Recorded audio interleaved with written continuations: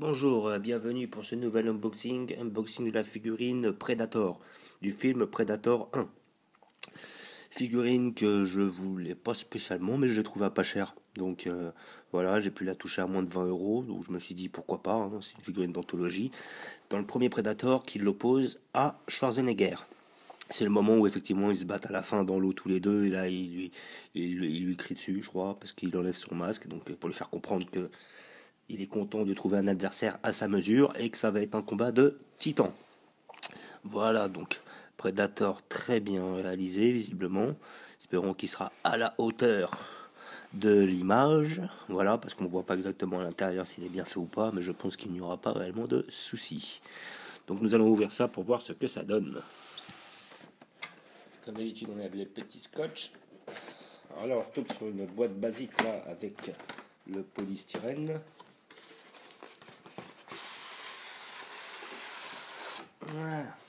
Alors, comme d'habitude, le petit fascicule qui vous atteste de l'authenticité du produit. Fascicule intéressant qui vous explique qui est le personnage, plus la pub pour d'autres figurines. Donc, mini à couteau, vous ouvrez soigneusement la boîte. Parce qu'on ne va pas abîmer le bouillon. Voilà. Donc, voilà. Alors, figurine, qu'est-ce qu'elle dit? Voilà, donc vous avez votre figurine là qui a l'air d'être... je vais revenir un peu parce que là je crois que j'ai une sacrée déception. Alors, qu'est-ce que je vais dire?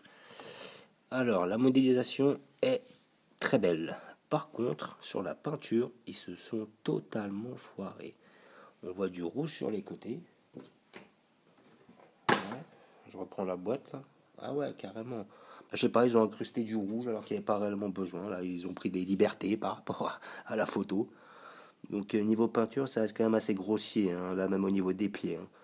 La modélisation du personnage est superbe, rien à redire. Voilà, il est ultra détaillé, il est beau. Par contre, sur les peintures, ils sont un peu foirés, quoi. Ouais, vraiment, voilà, quoi. Là, on voit du rouge, voilà.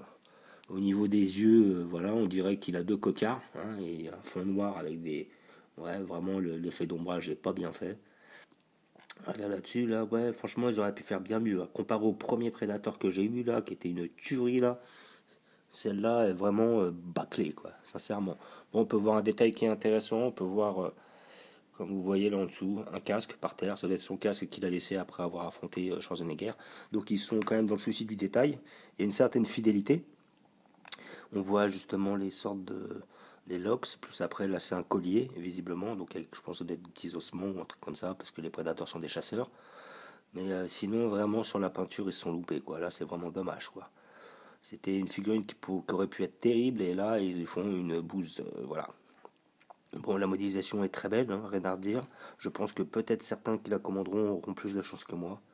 Mais là, franchement, là-dessus, je suis un peu déçu. Pour ça que l'intérêt, c'est peut-être des fois d'aller voir... parce que si on commande chez Eagle Moss, on ne sait pas ce qui arrive, donc à moins de leur renvoyer. Alors que si on va justement dans un magasin où on les voit déjà, on peut faire le choix sur la figurine ou voir si celle-ci nous plaît ou si elle est fidèle à ce qu'ils vendent. Voilà, donc figurine pas trop mal, mais j'aurais bien aimé en voir plus. Figurine pas mal sans plus, quoi. Je vous remercie d'avoir regardé, je vous dis à très bientôt. N'hésitez pas à mettre des pouces bleus ou à vous abonner si vous appréciez le travail qui est réalisé. Merci à vous, au revoir.